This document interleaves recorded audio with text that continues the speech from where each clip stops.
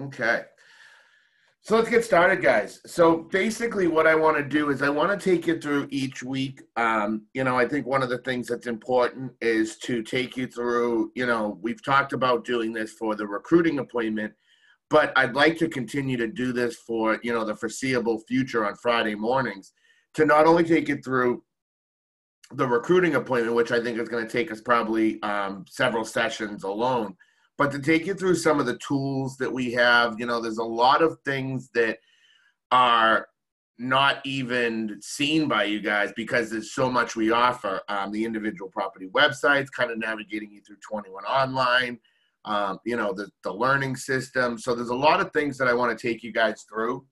And I also want to have you guys support me with some of the stuff that I'm going to be doing with the trainings and things like that. So having that follow-up afterwards to support the agents with some of the stuff I'm going to go through is I think, important. So, basically a couple things to get started. This is our first one is, when we get off the call and over the next week, I'd love to hear from you guys, and just with a quick email, just kind of maybe some bullet points of stuff that you'd like me to cover on these weekly trainings.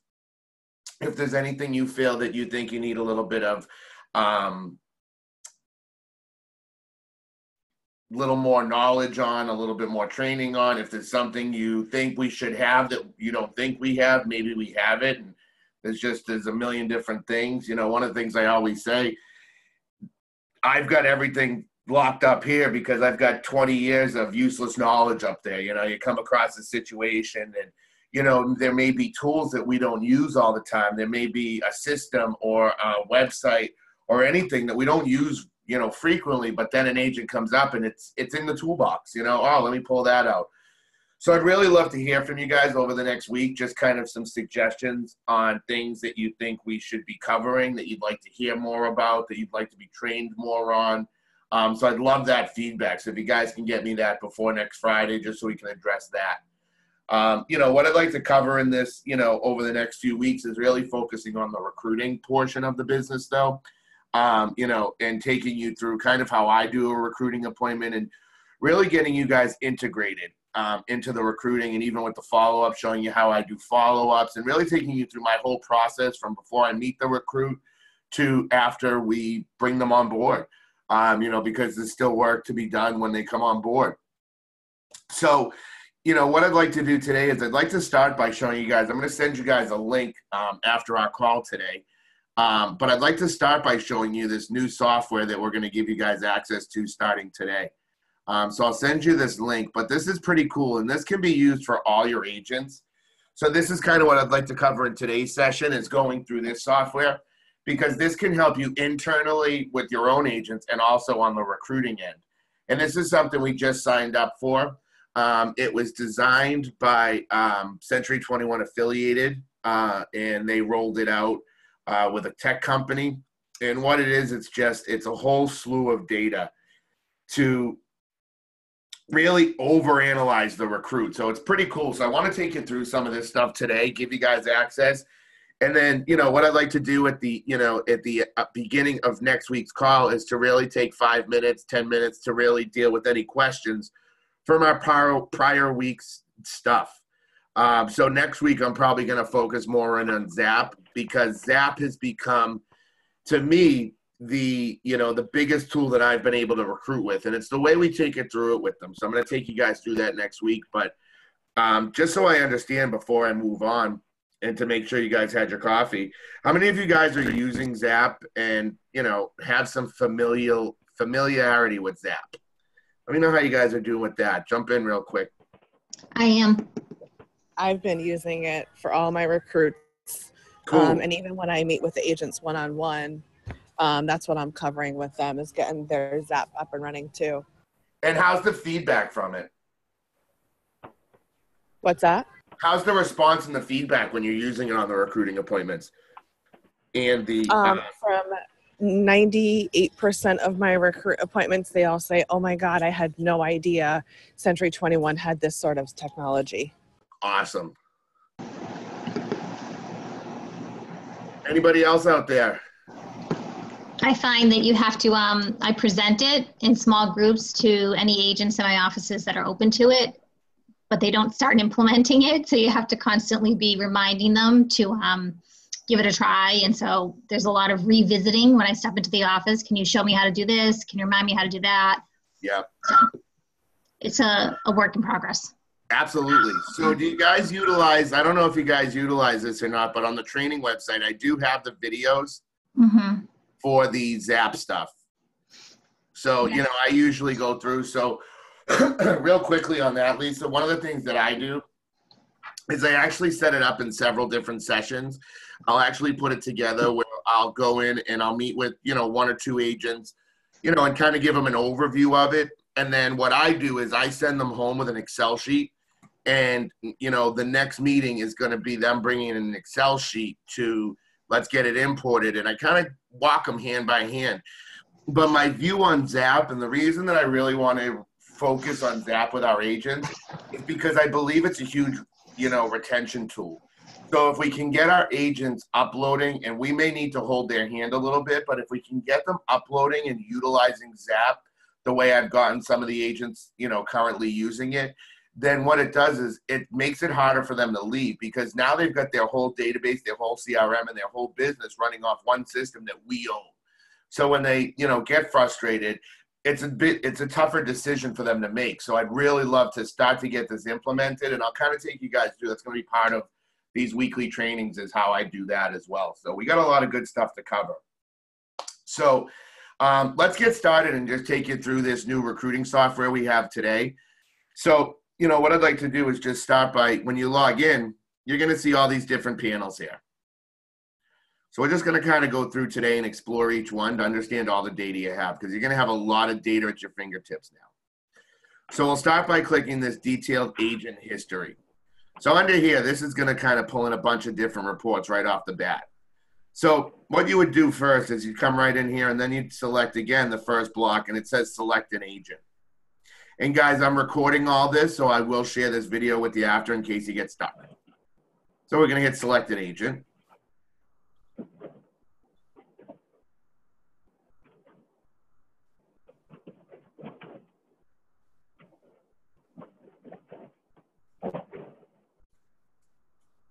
In the load time. All right, so now when you come in here, this will just kind of show you, this is just going to show you a fake one.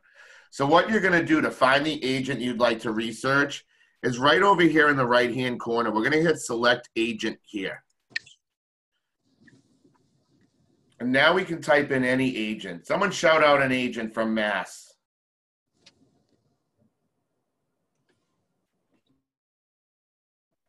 Somebody shout out an agent. Show me you guys got a pulse. Leslie Stores. All right, perfect. Thank you. So there we go. We'll type in Leslie Stores.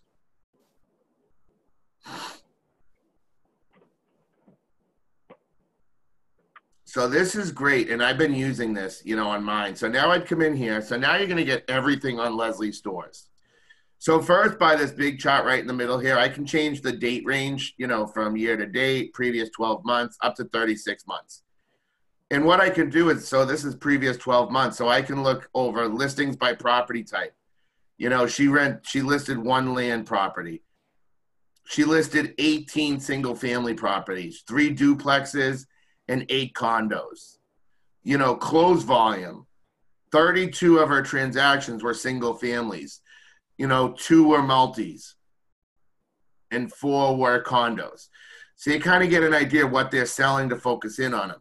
Now you come down over here, you're going to have their 1-year market share rankings. So I can see that in Leominster, Leslie year over year ranks number 11th in all of Leominster right now. Number 16 in Gardner, 17 in East Pepperell, so on and so forth. But now you see where they rank. As you come down here, this is going to go back to 2011. So you're going to see their year-over-year history. So this is a great tool. So I got this about a week ago, and I've utilized this all week on every recruit. And it really has provided me a lot of data to address the recruit. So you come in here, so we can see Leslie this year. She's closed 16 transactions. You know, we can see last year she did 36. Year before that, 31, and you kind of see where their trends are. So you look at this data and we look at it and we analyze it and try to understand, well, maybe they're having a down year. Maybe the last few years have been down. Well, why is that? Why? And it gives you questions to really get into their business. And to me, you guys know I'm out on recruiting all the time. And we used Brokermetrics, which was, giving us basic data. But this here visually just makes it easier for me to tackle those questions. In the last week using this software, I've been able to approach the attack much differently. So I could ask them, hey, why do you think your business dropped off last year? And I had a few people with valid answers. My wife had a baby, so I really stayed home and helped out, which took away 3 months of my business. We had constructive conversations, and then some just said, I don't know. I really don't know. I just wasn't getting the business. And then I was able to attack it with leads. We can provide leads through OpCity. We can attack it with, let's get your sphere of influence better. Let's, and it drives you into that question. How do you work your sphere of influence? What do you do? How do you, communicate with them? Oh, well, I send them a Red Sox calendar. So it really helps you dissect the conversation with a recruit by asking questions about their business that you can see here. How come, 2014 was such a down year for you? We can go through that. What happened there? And it shows how much, and they love the fact when you do the research as well. And then down the bottom, I can see office membership. So what this does, this allows me, so we've had some name changes and things like that. So you'll see Leslie's been with us, but we've had some of the name changes and stuff, which changes the MLS office IDs. But then I can go back, and there's before we took over the Realty team, so I can see Leslie was with C2 Realty team. I can see she was, Lemonster. So you'd see the history of where they've worked over the last 9, 7, 8 years here. So you can say, hey, maybe they're jumping around. Well, you went to Coldwell Banker, you went to Remax, you went to KW, you've tried everybody else, why not try us? You can use this data to really look into it and manipulate it several different ways with the conversation. And it also allows you to understand what you're coming into. So one of the things we'll talk about in the weeks to come is kind of what other companies have compared to us. So you'll know when you go out there, you'll know that, KW has, a similar website software, whereas, Coldwell Banker is using a home base. So you're not utilizing Zap at a lot of these, Coldwell Bankers, and we'll dissect that. But now you'll be able to understand what you're walking into. And this definitely has helped even me this week, just over the last week with really knowing more about the recruit and coming in with a better attack.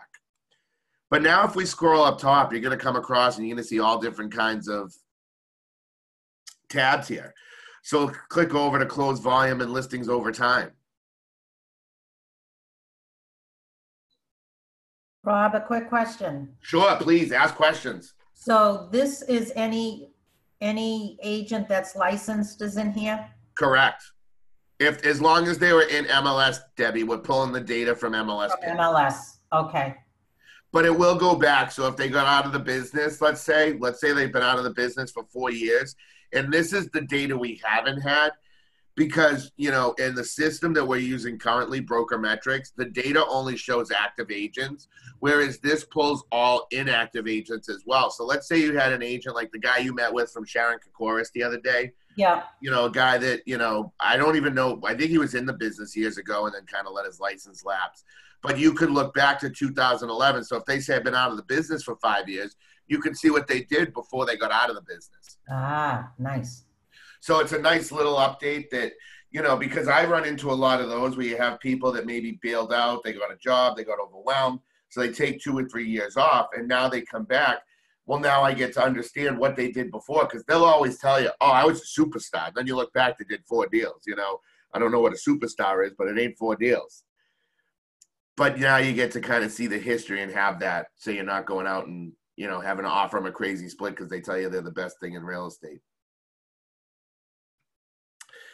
So now you come in here. So now we'll just kind of see volume, you'll see over here. Volume per size, so you can see where she goes month to month.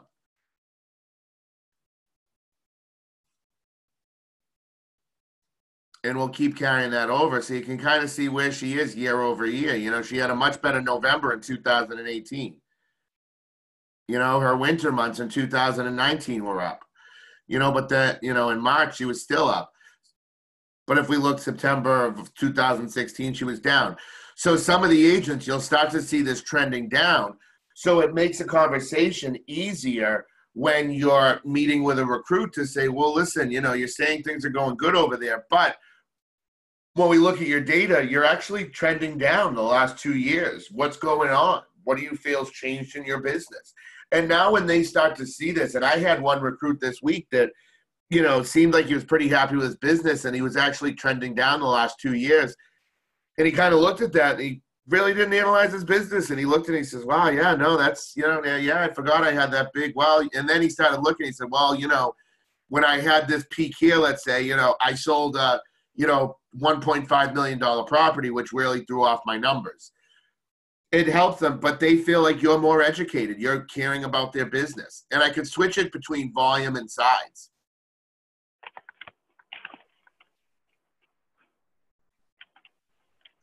So we can see where they're at for sides transaction-wise. And then you'll come down here and see new listings.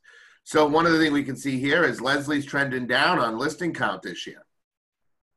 So when you analyze this from your own agent, so let's talk about that from your own agent perspective. Now, this would be a conversation to Leslie to say, hey, listen, your listing count is trending down. What's going on? What do you feel we can do to help you? And then you take advantage of some of the stuff we have. Maybe it's, she's got distracted and maybe we want to focus a little bit on our sphere to generate more business. Maybe we want to get her involved with, some of the new trainings that we have, through 21 Online. They have a just list training.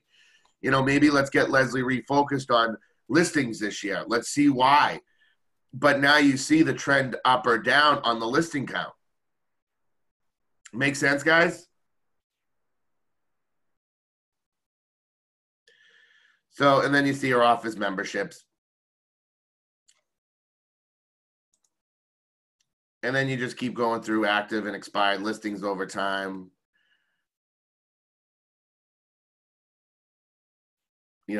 Active listing count, expired and canceled. We can take a look at that. How many listings are you, having expired and canceled? Is that up or down? So that's down for her. So the listings she's getting are selling. So she's really not expiring or canceling or withdrawing anything. They're all closing. This one here is really cool. Deal locations. So this is going to show you a map of everywhere they're doing business. It ever loads. Let's go. So Leslie's got a lot of dots, so that's why it's a little slower. But now you'll see here, I can see where her active listings are currently, any canceled listings she had, closed listings, expireds, and pendings. And we can see all that data in here.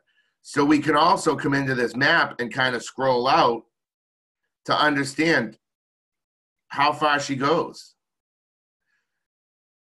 So you can see Leslie's area is pretty concentrated, but you'll start to look at some other agents and you'll actually see their coverage areas much wider. So you can understand that, but from a recruiting perspective, it's the ability to say, hey, we have offices, you're selling over here, you're selling over here, you're selling over here, you're selling down here. We have offices in all those areas. Your company only has one office right here. We're going to go and we have offices. So as you go to these other markets, you can use that as an advantage with a recruit. But it also can help you focus on your agent to maybe look at it and say, well, when we look at your business, you're actually, you're all over the place. So right now with the business you're taking, you're spending 5 hours in the car. A struggle that I face every day with recruiting. You're on the road, you're driving from here to there. It's a lot of time in the car. It's time you can't grow your business. So it helps you really focus on it from an internal agent to maybe concentrate their area a little bit, or from a recruit, promote it that we have offices in all the areas they're selling homes. And then you'll see their top markets. I can see how many transactions they do there.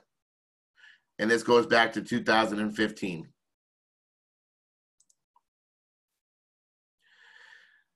Next, you'll see price and geography pattern, so you can kind of see where their price range lands and in which towns are they selling. So it's all color coded by town. So I can see here, Leominster, it's a big bulk of it, you know, but she's selling, look at how much she's selling under those prices, you know, and then 350 to 500. We know that Leominster is a cheaper market, you know, but you can look at this data and say, you know, maybe we got to get a few more in here. How do we do that? Sometimes it's not possible, but now you can analyze the data and understand where they're closing.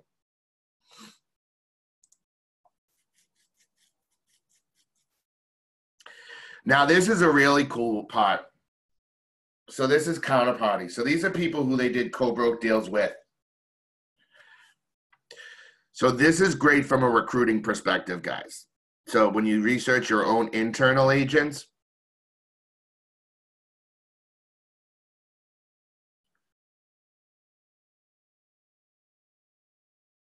come on, load up. So now when we research our own internal agents, now we're going to actually see who she's closing with. Now, this is one of my favorite features because I can see everybody she closes deals with. So that's the buyer side, and I can go to the listing side as well. But what this is, so let's stop here and talk for a minute about how this benefits you in recruiting when you search your own agent. So now what you have the ability to do is search a Leslie Stores.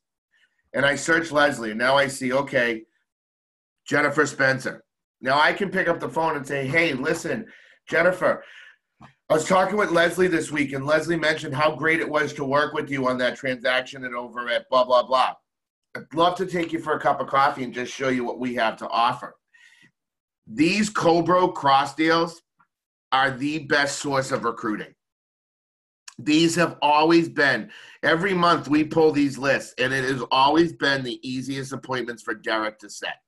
So now you can start to go in here, even if it's shooting them a quick message, you know, through MLS, you know, with an email, you know, shoot them an email. Hey, you know, I'd love to sit down. You know, I used a lot of emails and had success with it because picking up the phone and calling them wasn't always my strong suit. I was always a little bit nervous. So I'd always start with an email, and it worked. But this is a great way to generate a few appointments. I mean, if you go in here and just email through these people, hey, you know, they mentioned it was great working with you, you're going to get appointments out of this. So this gives you a lot of support to grow that. Does that make sense, guys? Y'all are real quiet today. Everybody's on mute. Everybody's tired. It's Friday. I might have to switch the days and times of these meetings because I don't like Fridays. You guys are all burnt out from the week. I know what these agents do to us. And then you'll have co-list and sell partners. So this is a nice little tab just to understand if she partners with anybody, you know, and I don't know if Leslie does or not. I don't think she does. But this would show you if Leslie co-listed or co-sold any property. So if she brought a team member on. So this gives you the ability when you're meeting with a team, because I know one of the struggles that I've had is I, you know, meet with a team and they tell me they have all these team members and this one, you know, that one and all this. And then they come over and it's them and maybe one other person. They tell me they're bringing 5. Well, now I can look and say, well, you say you got 5, but, you know, only one guy's really listed and sold with you. You know, how come? Well, the other 4 agents are pretty much brand new. They haven't done much. It expands the conversation. So you can see who they're working with. So now let's say you want to share one of these reports with, you know, with the agent. What I can do is I can simply go up to download or I can go to share. So if I hit share, I can copy the link right here, or I can just hit email.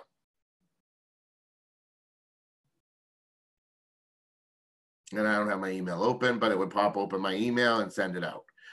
But now you can share this data with the agents as well.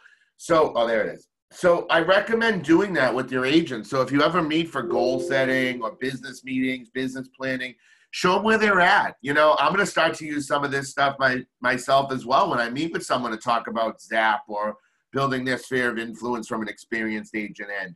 Because now I can show them the data and show them where they're at. And numbers don't lie. It actually makes the conversation a lot easier because I think one of the things with agents sometimes is they're very protective of their business. They don't want to know that they're, you know, doing bad. They kind of block it out. And, but now you're showing this and we don't have to say they're doing bad, but how do we improve you? So any questions on this stuff, guys? And what do you think? Can this help you? I think it's great data. So, Hey, Rob, I think it's a huge asset to us to have something like this. So one quick question though, is it's still one of the things you ran into problems with broker metrics is, and I know you and I have talked about this before, is the agents that come in and say, oh, I had like 10 off-market deals last year, so it's tough to follow those. Is this still just MLS or? Yeah, there's no way to track off-market deals, Bob. I wish there was, because, you're starting to see that, and, it's a conversation I'd love to have with everybody to understand what you're hearing as well, and really what you're seeing in the offices. Let me ask that question now. Let me just throw that out there as a quick, broad question. How many of you guys are seeing off-market deals under us right now? How many of you guys see? Are you seeing a lot of these? Because I hear a lot of it, but I'm not on the closing end. So I'd love your feedback on what you guys are seeing in the offices. Yeah, I'm definitely seeing. Well, one at a time. I guess, Rebecca, you can go first. Bob, go ahead. All right. So, I'm definitely seeing, I don't know, I'm seeing more closings in it than I have previously, but I'm definitely seeing, I'm hearing more talk of it anyway. And I think so I'm hearing the talk, but are you guys seeing them? Are you seeing them, Bob? I am. Again, it's tough for me to say I'm seeing more this year than last year because I wasn't really doing this last year, but that's okay. In the off-market closings, and I'm seeing agents attack it more and making it part of their business plan rather than a one-off thing or a two-off thing or something like that. It seems like we had some agents that have left, but they seem to be making it part of their business plan as well as what's going on down in Norwood as well. Okay. Anybody else? I'm not seeing it so much in my markets. I'm sorry. All right, Lisa, go ahead. Lisa, you started. Go ahead. Yeah, I'm not seeing it so much in my markets. I'm seeing it more social media. A lot of talk about it, like Bob said, in the Norwood market, maybe in the Boston market. I see a lot of talk of it on some agent networking groups, but personally in my offices, I'm not really seeing it. Okay. Debbie? No, I haven't seen hardly any of it. Maybe one or two deals. That's about it. Right. Rebecca? I'm afraid to talk now. Oh, come on. I called you out. My turn. Yeah, absolutely. I see them and I encourage them. I think that's really where the business is going. We don't need MLS to sell a property. Obviously err on the side of caution with certain listings with that, but I see a lot of properties selling before they hit MLS. They're marketing them as coming soon. They're utilizing social media and there's other professionals within the industry, and they're selling. So I see a lot of them in Rhode Island. Okay. Anybody else?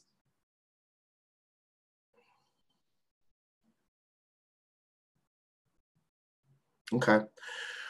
Well, that's some good feedback, because that's one of the things that, Bob brought it up with the off-market stuff. And that's one of the things that, has been a struggle when you're trying to come up with a compensation plan for some of these agents. And my concern that we're going to get to, because, I agree with Rebecca, I think it's something you are going to see more and more of, because, I think as this market evolves and changes with the technology, I think one of the things you can do is I do believe that you can start to go off market with some stuff, especially with the size of company we run, with 800 agents internally, I think that does make a difference, because now when you think about it, even in your markets, Debbie, because, I agree. I think I'm a North Shore boy, from the start. So, that's the market that I know the best. And when I look at that, Debbie, I think we don't see as much up here, because it's the model. I think it's the type of agent. They always do MLS. I think it's an older agent. I think some of the markets, and that's no offense to the North Shore, but the North Shore is you know, when you look at the average agent, they're a little bit older than some of these other Boston and metro markets. So, you know, I think that's one of the things with, you know, the technology, when Rebecca mentions the social media, you know, and Lisa mentioned like the Facebook groups and stuff like that, you see it on that. I just don't think this market's evolved. So I think this market's more MLS driven, but I think you are going to start to see more and more off market because of the technology that's out there in this world today. So I do think that's going to be something we're going to have to look at down the line, that, you know, if someone's coming in and they're talking about, you know, 15 off market deals, we need to see that data somehow. So I don't think there's ever going to be a system you're going to track it in, but they're going to have to bring some proof, you know. I don't know if it's something from them through their financials or whatever, but, you know, I think there's going to come a point where we're going to have that discussion. Because you can't just go off from a split because they say, because I can go in and say I did 25 off market deals. I'm the king of the off market. So, you know, I'm curious to kind of watch that trend. And, you know, I think we should all keep an eye on that, because I do believe that, you know, when you're out there recruiting, I am starting to see more of that. And, you know, I agree with Rebecca. I don't think it's a bad thing. You know, I mean, it helps the agent make more money. So, you know, really, you're selling that data off. When you put it in MLS, you're selling it off and you're kind of giving those leads to other people. So I think it's a tough trend in the business right now. So the other thing, Rob, is the off markets can really help build the offices internally, because if you know, I have something coming on off market, the first thing that I'm going to do is put it out to my own office. No, you're right. So now there's a possibility from a company standpoint of you know, us getting both sides of that deal without another agent or another company walking in the door. Right. You know, so I don't know how that affects our, you know, our dash or crest or whatever it is stuff, but what is it?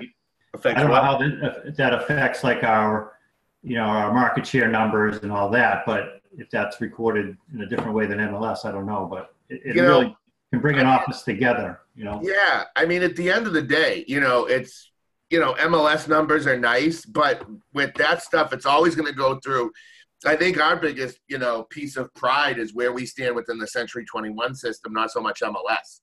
MLS is great. You know, we don't want to go non-MLS with everything, but stuff's going to get reported to Century 21 because we have to report that data to them.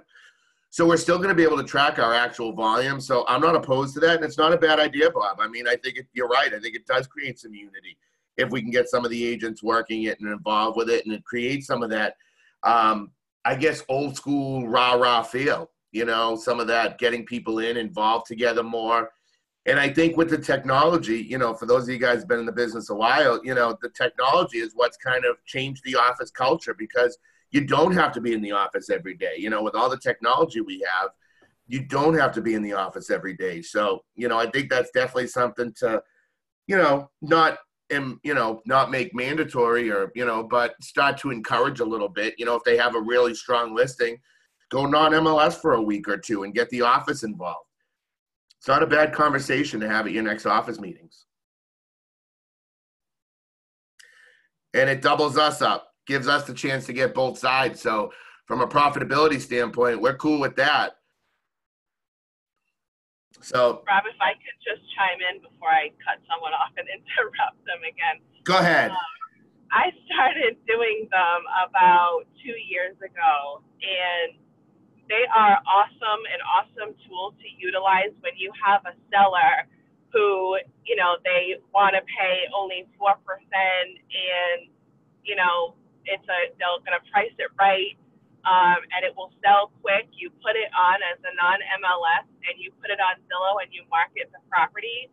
The only thing you have to be ready for is that in that situation, you're not compensating the buyer's agent, which pisses off a lot of people. But at the end of the day, you know, to the seller, it's like, yeah, sure, we'll do it for 4%, but we're not going to pay out a co-broke. But yeah, sure, you know, we can do it. So I've done it for a few years. And for the well-priced properties that are going to sell and that could be effectively marketed, it is incredible. Okay. I don't think that's going to work in this market in the Danvers Peabody area. And that's why I said right from the start, Debbie, I definitely agree with you. I think it's market driven. I just think I think the North Shore, you know, and I don't mean this in a bad way, but the North Shore is older. They just don't embrace that technology and stuff like other parts of the, you know, regions. You know, when you look at Boston and the South, it's a younger market. I'm out there meeting with the agents. It's a different agent. But the thing is, even when agents have tried to do it and it's a non-MLS, agents are still putting in offers and they're writing their fee into the offer. So the seller's going to pay it either way. Right. Yeah, I think but it's that's fine. That would be the best way to do it because then you negotiate it at that point, and that's how it should be done. So that's the best way to do it. Yeah, we should, you know what, Rebecca, if, you know, over the next, you know, take some time, but if you could just put some ideas together for me, just how we could do it, you know, if agents wanted to approach it, because I think it's something that's in the market. So it's just good to have we should have some standards set, you know, so we're not just going out there and taking, because, you know, it's not something I think we'll encourage in most regions yet. You know, you may offer it like you're doing, but, you know, it's something that we should have something written out just in case someone's going to do that, to have a little game plan if they are going to take it off market. We should have. I can definitely do that. Yeah, we should have just a list, because I don't want to start taking stuff off market just to, I think we saw that a lot, like, you know, heading into the down market back in like 07, 08, and agents would just take listings to have listings. So we want to make sure that they're marketing. So we should have a set standard that they have to abide by if they're going to do that. So I'd like to just have something in place to, you know, to approach that. But I don't think it's made for every market right now. I agree with you, Debbie. I think the North Shore is, you know, it's a different beast up here. It's also a different home price. You know, you look at that, it's a different home price. It's a different value. So, you know, I think, you know, you got to go market by market, and it's not for everybody. But I was curious what everybody's thoughts were on that, because it's something I've been running into a lot more. So let's move on. I don't want to keep you guys too much longer. I just want to go through a couple of the other reports in here. So we're going to go back to the home page.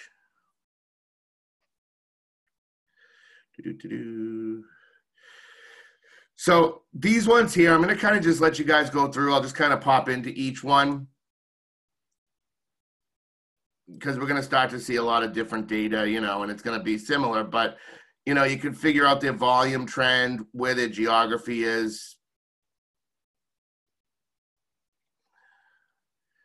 But this one I want to go to. So you can get agent rosters in here. But here's the one I'm going to go into, is market stats. So you can go into here and click on, you know, volume dashboard. So this is the market stats area, guys.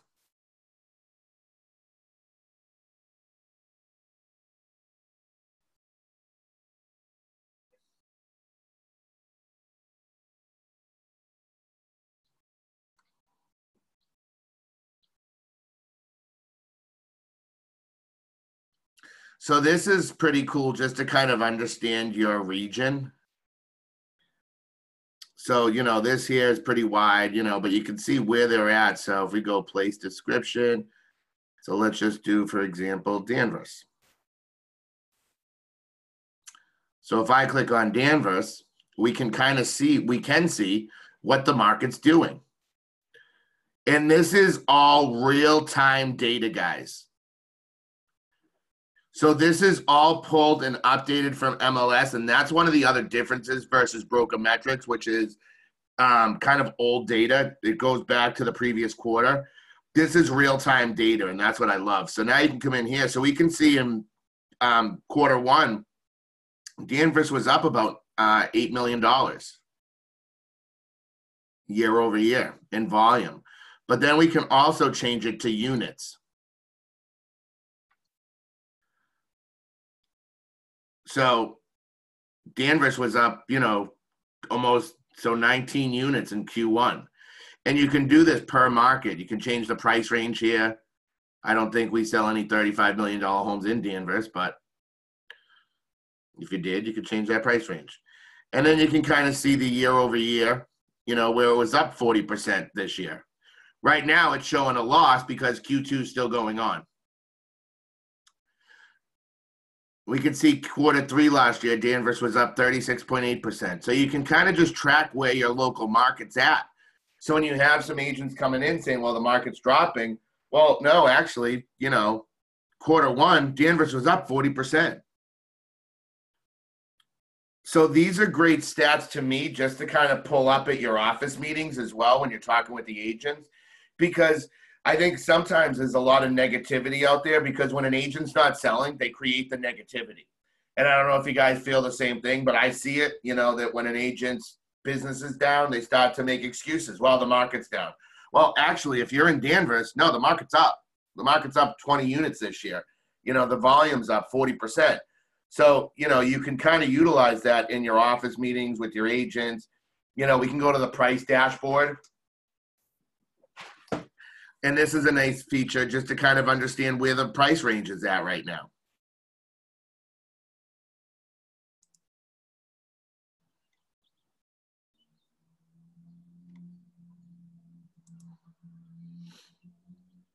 So we look at Danvers, you know, here's your average prices. So you can see, you know, year over year, where the average prices have gone. So it's some really cool data. You know, now you could take this. This is a great thing for the agents, you know, to go out and show them this. Look, year over year, your best quarter to sell your house is Q2. You get the most profit in Q2.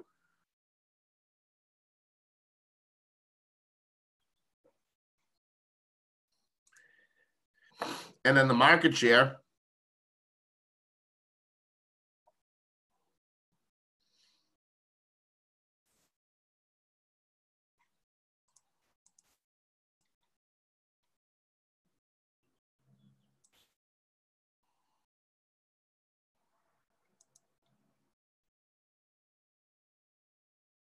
Here's the market share.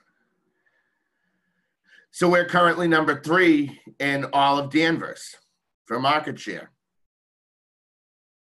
Others are all individual, local, small companies that do a deal here, a deal there. These are your big ones. So, you know, I always reference, you know, when you look at NRT and Keller Williams, big franchise, you know, they're not the same size, different model, but we're currently holding at number 3. But then you can actually, you know, rotate it. So maybe you can manipulate these numbers a little bit. You know, if you say from an average price of this to this, you can kind of drag these and you'll see the market number changes.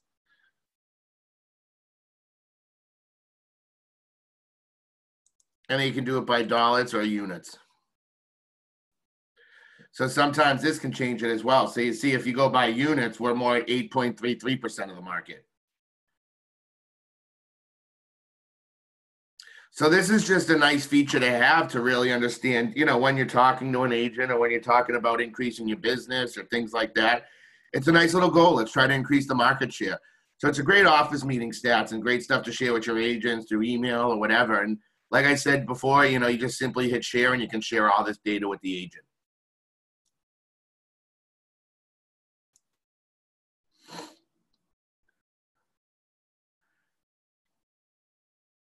And then you can kind of go through, I'll let you guys kind of go through these other ones, just hunt around the data, you know, searching the data. It's all pretty similar.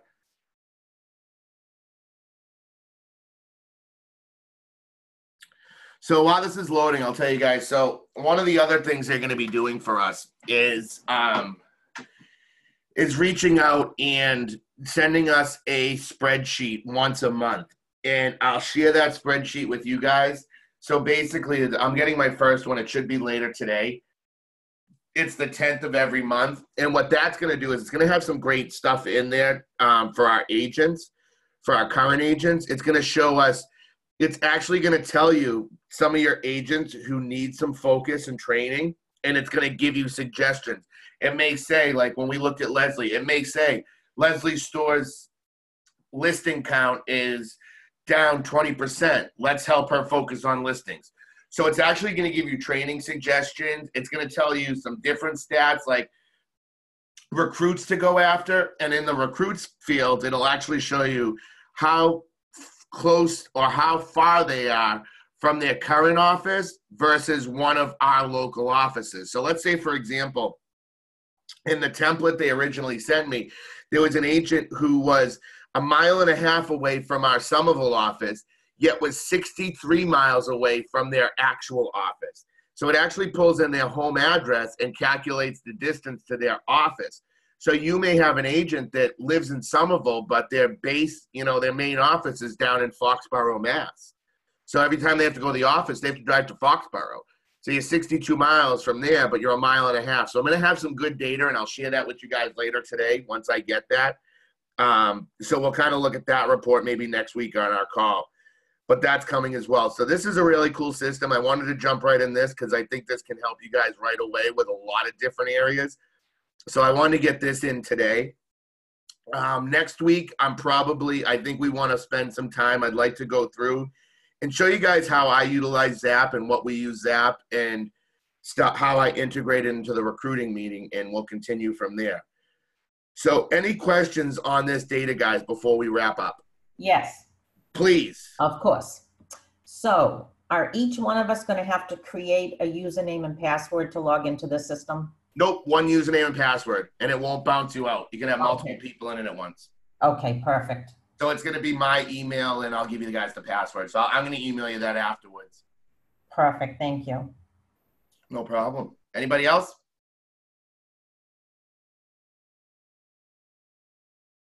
All right. So what I'd love from you guys this week is I'd love just a quick email, bullet points. I don't care if you write it out, simple, email it to me, text it to me, whatever. I would just love to hear from you guys some areas that you'd like to see me cover through these sessions each week. I've blocked off every Friday morning from 10 to 11. I'd love for you guys to do the same because I want to continue. I'm going to record these sessions so you can go back to them. I'm going to upload them on a website for you so you can click them, go back to them, review this stuff as you go through. But I'd like to continue to do this every single week. So I'd love to hear what you guys would want me to cover as well.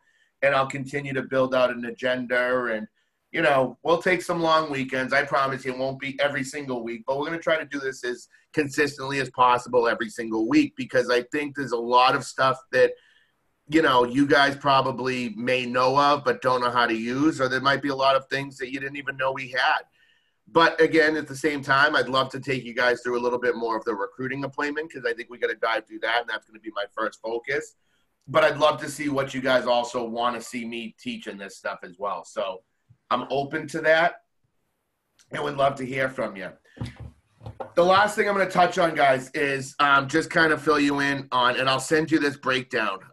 But I have created 3 new trainings that I am going to roll out next week. And I'm going to send you guys this overview. I'll send it with the email afterwards. But what I'm going to do is, starting in probably 2 weeks, I'm going to be doing 3 new trainings that I'm going to teach. The first, I haven't come up with a name for it yet, but it's going to be a Monday morning, every single week, consistent grow your business training. Going to be very Buffini style, because that's, the program that I've always embraced. But what I'm going to do is every single week, how to begin, taking a look, talking about database, talking about how to communicate to your database, how to get referrals, providing value to buyers and sellers, time blocking, the art of the drip campaign, social media in the referral world, So these are all the ones I've set up so far just for that Monday morning trading. Doing the unexpected extras and breaking bread with customers, taking them to lunch, how to have those conversations. So I am going to be doing that every single Monday morning at 10 a.m. to kick off the Agents Week. I'm trying to compete with these other companies who are doing the same things, in their office. So once I get this going, I would love for you guys to maybe be in your offices on Monday morning, or pick a hub where you can meet with the agents, and have them come in a group. So, I'd love to get that set up, and I'll have the marketing material out by next week. So I'd love for you guys to start to organize maybe like watch parties or something for this every Monday. And my goal is to continue to help agents grow their business each week. The second thing I'll be doing is a Zap sessions. So, it'll be a 4-part training series. So I'll start with, the basics that I always do, walking them through, setting it up, showing them what it looks like and how to set up clients updates, setting up their website, stuff like that. Then I'll be doing an advanced one, which will focus on, creating blog posts, creating custom pages, agent insights, email campaigns, all that stuff. But then I'm going to go into 2 new ones that I've created. which are using Zap for a buyer's consultation and listing generation.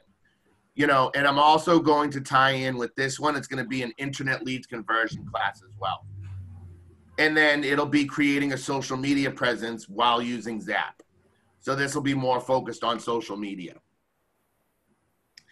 And then the last thing is, I think I'm going to do this twice a month.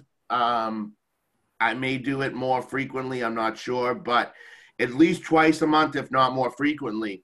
One of the biggest trainings that I have seen the best feedback and best results from have been the Movement Mortgage town hall meetings that we've held.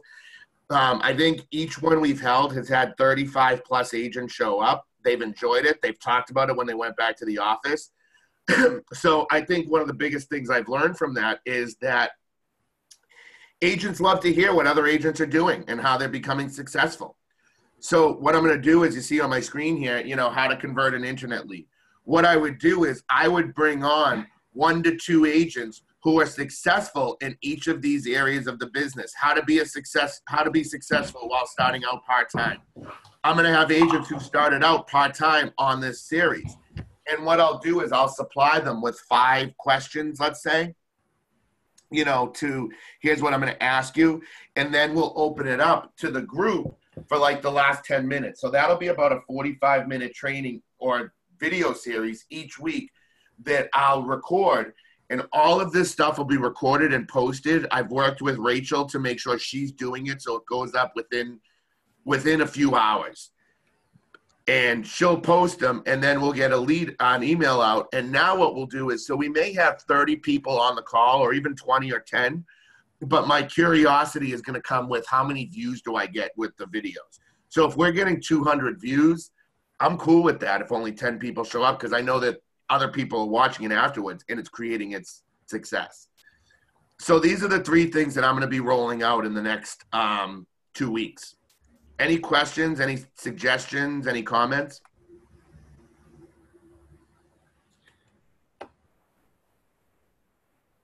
All good here, Rob.